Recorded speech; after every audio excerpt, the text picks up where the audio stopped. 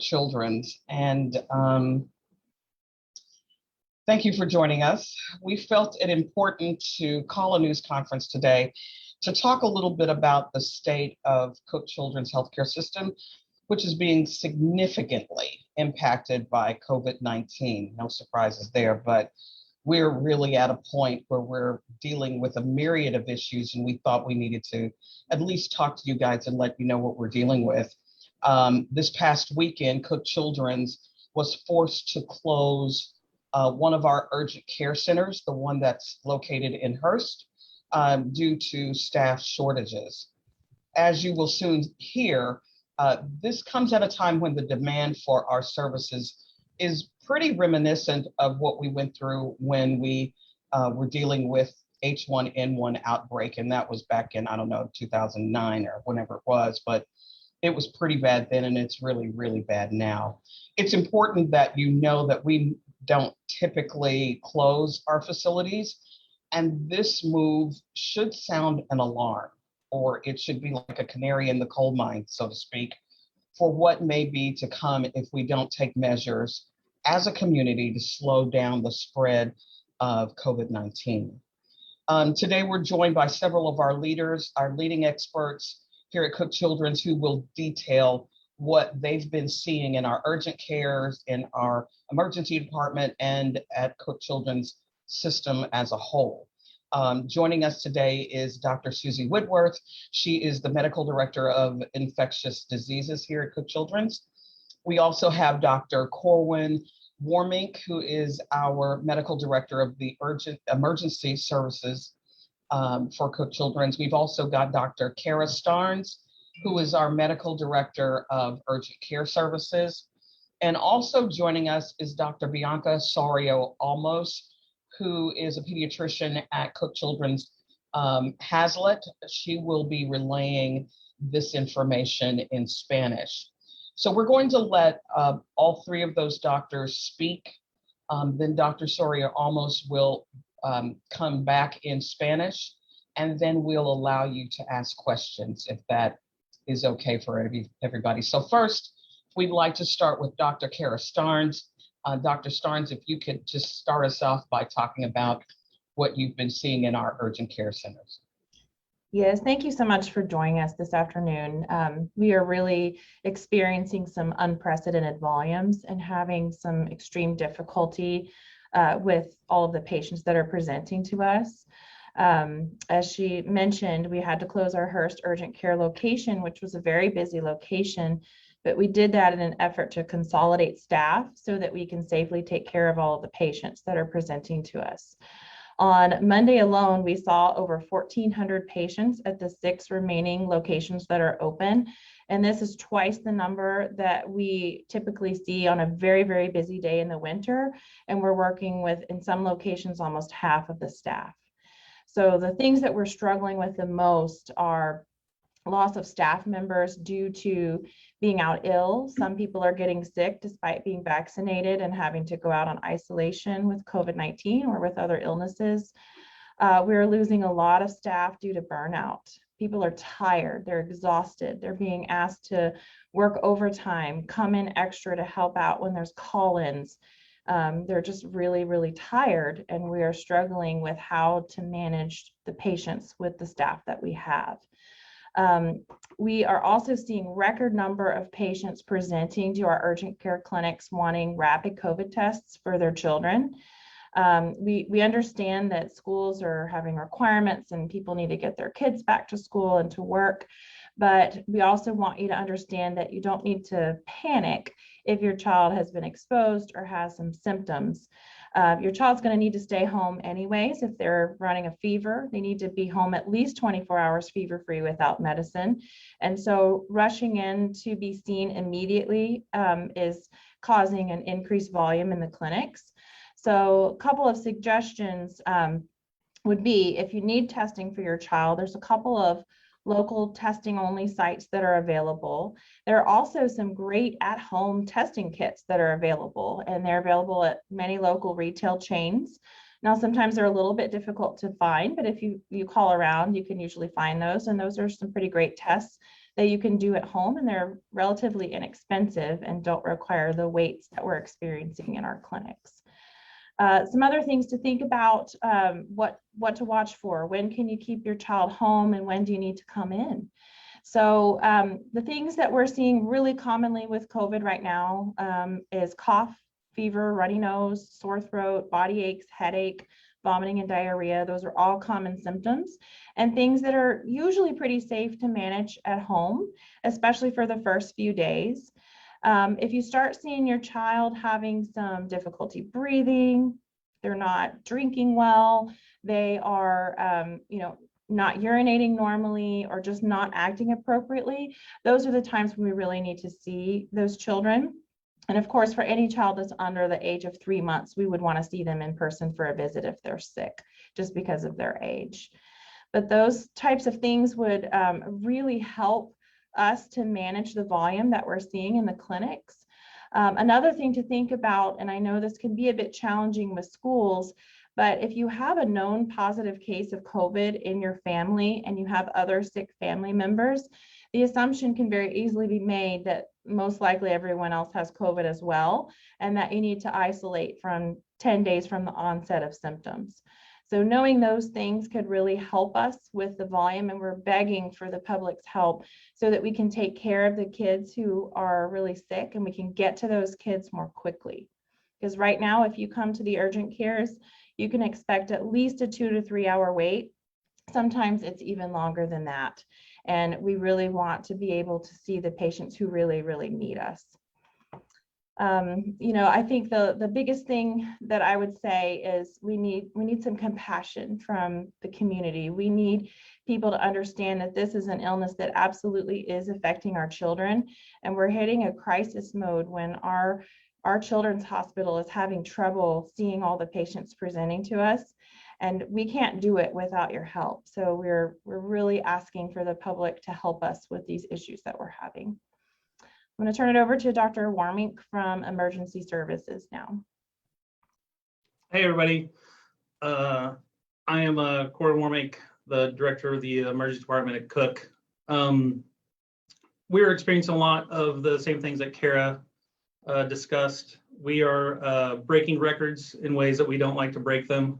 Winnie touched on H1N1 in the past. I've been here for 18 years, and it is worse than it was back then, by far.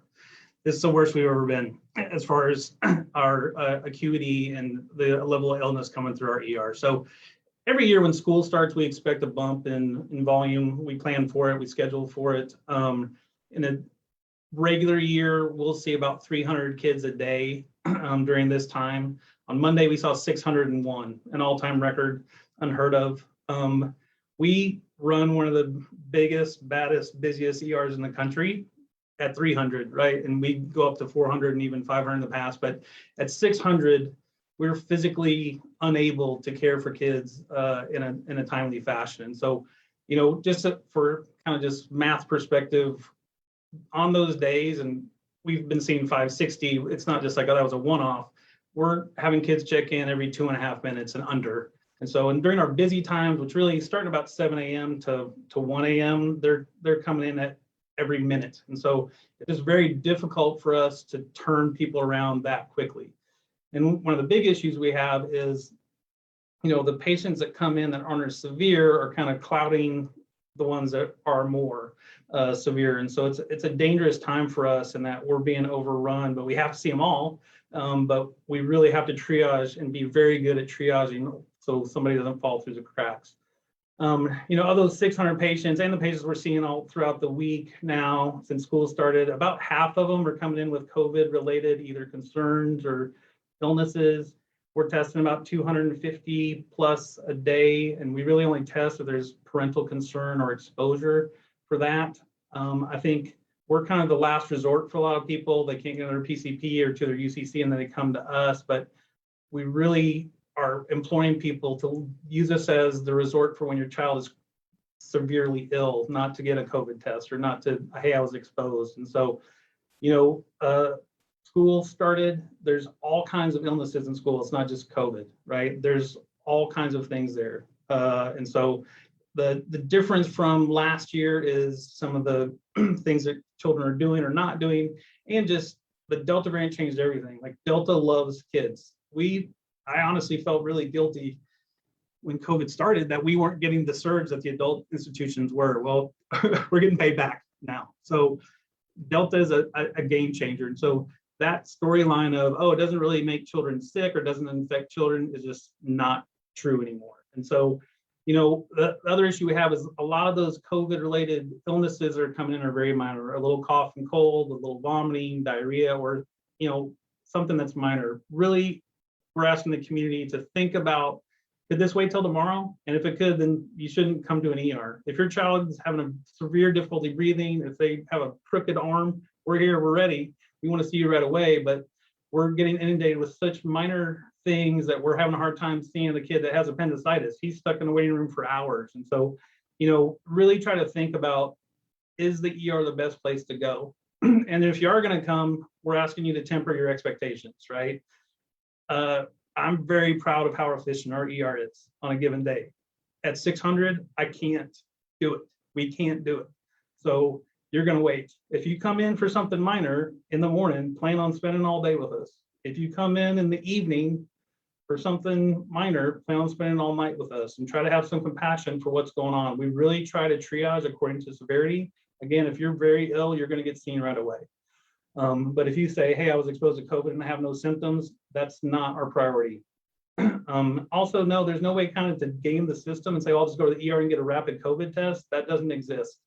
If you do get tested for COVID, we will send you home and then call you with the results. We want to treat everyone we can as well as we can, but this inundation of minor illnesses is causing us to not be able to treat severely ill children as well as we should.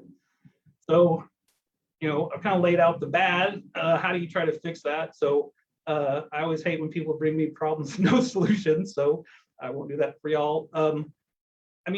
Number one, right now, there's rampant illnesses in school, not just COVID. So if you want your child to get sick, send them to school without a mask. Bottom line, it's not a question of if they'll get sick, it's when. You send them to school without a mask, they're going to get sick. And then you're going to be stuck with, do they have COVID? I have no idea. COVID symptoms in kids, pretty much any symptom, right? You can't rule it out by, oh, he had this headache or diarrhea or whatever. It could be anything. So why would you as a parent put yourself in that position? Put a mask on your child. I have 2 kids in school. They wear masks. It's a no-brainer for me. Like, it's the simplest thing in the world, and it doesn't bother them, right? And so the adults in the room need to step up and do what's right. Mandates or not, put your kid in a mask. And vaccines, it seems ridiculous that we're having this conversation, but for so long people were desperate to get that vaccine, and I think people got a little complacent and thought, well, everybody else is going to get it, so I don't need to. Well, Delta changed that game too. If you're unvaccinated right now, I don't see you not getting COVID. And the sad thing is, every kid under 12 can't get it, the vaccine, so they're going to get COVID, and they're going to give it to their grandparents and their family. The vaccine is insanely protective. Even though there are some breakthrough cases, the risk of getting severely ill if you're vaccinated is 99.9% of the time you're not going to do that. So I can't stress enough how important the vaccine is for Delta and for Lambda, which is coming down the pike, or whatever else is coming. And so, I think a lot of people think, oh, kids never really get it. That's not true anymore with Delta. I think a lot of people also think, well, if my kid gets it, they're not going to get that sick. That is generally true, but we're seeing more and more sick kids admitted to our hospital, and CDC data shows that over 40% of kids that get admitted have no underlying condition. They're normal, healthy kids. So I think a lot of people think like, well, if my kid gets it, it's not going to be a big deal. Yeah, it's it's the odds are on your side, but why risk it? You wouldn't drive with your kid without a seatbelt. You're a bad parent if you do that. Why would you risk your child's health? Get them vaccinated. You yourself should get vaccinated and mask up. So, we are imploring people to go back to the classics. It's terrible that we have to do this 18 months later, but wearing masks, social distancing, hand washing, Labor Day weekend, try to not get in an enclosed room with a bunch of people. Kids are notorious for spreading diseases, and Delta is no different. In fact, it's probably worse. So, if you're around children and they're unvaccinated or you're around unvaccinated adults, you're playing Russian roulette every time you're around them. So, I think for us, I get paid, and everything in my training and career was to not freak out, but I'm freaking out. I'll throw it over to Susie. Thank you, Corey. I would second and third and fourth everything that you just said. And I'm going to go from there and talk a little bit about what's going on in the hospital. I'm going to give you all some numbers so you can kind of see what we're seeing in children that are admitted to the hospital.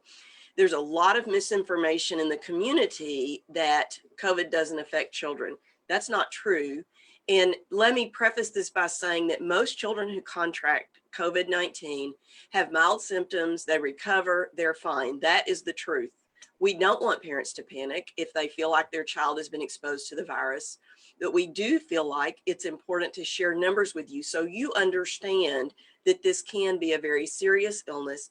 And we want you to use these numbers to help understand why preventive measures like wearing a mask and social distancing matter. Since the beginning of the pandemic, we have hospitalized over 1,100 children in the hospital here. 241 of these have been admitted to the intensive care unit, most of those on some form of life support. 7 patients to date have died from COVID. 2 died last week. They were a 4-year-old and a 15-year-old. The Delta variant of COVID is hitting kids harder than the ancestral strains did. We know that for sure. We're seeing more severe illness than we have at any point in the pandemic. And I would echo what Dr. Starnes and Dr. Warmink said. For us, the January surge was nothing compared to what we are dealing with now. On Monday, 2 days ago, we opened a 3rd COVID unit here to make room for more inpatients. And that's the first time we've had to do that since the pandemic started. This unit has 9 beds and within 24 hours was full. We currently have 39 COVID-19 beds, but we're looking at expanding that to accommodate the growing need for our community. We have children of all ages here from birth all the way through teenagers. In addition to COVID pneumonia and COVID disease, we've also taken care of about 144 of these children who have the inflammatory syndrome. And all of this is putting a strain on the healthcare system. Everyone is doing their very best to take good care of these children, and we are. But it is certainly more than we want to see at this point. Because of the high demand for beds, we're taking steps to ensure that there's room in the hospital for the children who have to be here for COVID, as well as other things like appendicitis and car wrecks. And part of what's going on from our administration and our staff is evaluating elective surgeries on a case-by-case basis and determining if some of those need to be postponed so that we have bed space for these children. We are doing everything in our power, 24 hours a day, 7 days a week, to take care of all of the children and the teenagers that need us to be there for them. But now is the time for the local community to step up and help. Labor Day is coming up this weekend. Every holiday that we have had for the last 1.5 years has been associated with a surge of COVID cases about a week or 2 afterwards. We don't want that to happen again. We can't let that happen again. Our hospitals can only handle so many patients. In the Fort Worth area, there are only so many intensive care unit beds available. There are only so many hospital beds available, and you can't magically create more on the drop of a hat. That's what exists today. So we are asking you to please be careful, wear a mask, stay socially distant, wear a mask indoors anytime, wear them in your school, whether you are vaccinated or not. We are looking at photos lately of passing periods in the hallways of high schools We are literally looking at hundreds of students shoulder to shoulder without masks on for that 5 or 10 minute passing period in a high school. We're looking at pictures of large pep rallies with thousands of kids all together in a room without a mask on. And this is the same thing as a super spreader event occurring continuously in these schools, and it's dangerous.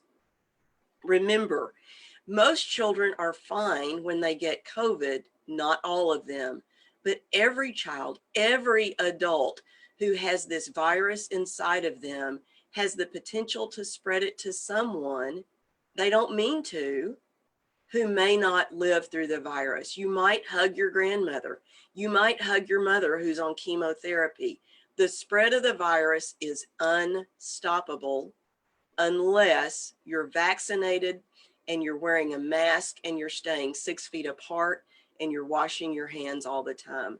Much of what we are seeing is preventable if people would get vaccinated. And I think that's everything I've got. I'm going to turn this over to Dr. Soria-Olmos. Thanks. I was just going to introduce myself and then I'll sum it up for us, for our Spanish-speaking listeners. So I'm a pediatrician at the Cook Children's in Haslet. Thank you, Susie, for all of that. And so, like I said, here, I will try to sum up in Spanish for our Spanish speakers with Dr. Starnes, with Dr. Warmink, and what Dr. Whitworth just went over. So, buenas tardes. Escuchamos de tres de mis colegas, la doctora Starnes y el doctor Warmink y la doctora Susie Whitworth. Ellos son expertos en lo que ha estado pasando en los últimos año y medio de la pandemia de COVID. Desafortunadamente, recientemente ha habido muchos más niños diagnosticados con la condición. Esto ha lidiado a la capacidad de nuestra sala de urgencias y nuestras clínicas que se llaman urgent cares a ser llenas hasta a una capacidad que nunca habíamos visto. Eso en veces ha llenado la capacidad tanto que las familias están esperando hasta 3 o 4 horas para ser revisados por un médico.